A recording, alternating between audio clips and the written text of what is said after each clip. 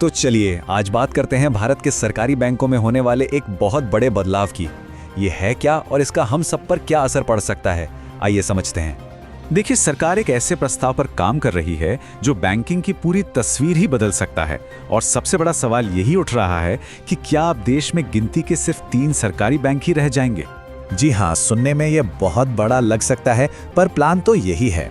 भारत के सभी सरकारी बैंकों को एक साथ मिलाकर सिर्फ 3 बड़े विशाल बैंक बनाने की तैयारी चल रही है।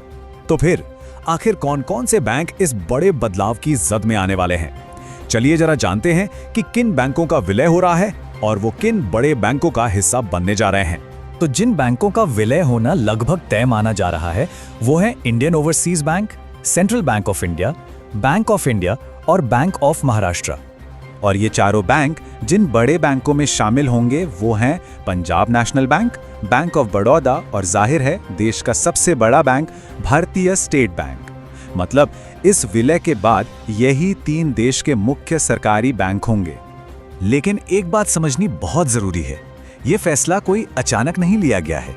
ये तो एक लंबी प्रक्रिया का अगला कदम है। आइए इसके इतिहास पर एक छोटी सी नजर डालते हैं। ये पूरा सफर शुरू हुआ था 2017 में, जब देश में 27 सरकारी बैंक हुआ करते थे। फिर 2020 तक कई बैंकों को मिला दिया गया और ये संख्या घटकर 12 रह गई। और अब जो नया लक्ष्य है वो है इसे सिर्फ 3 पर ले आना।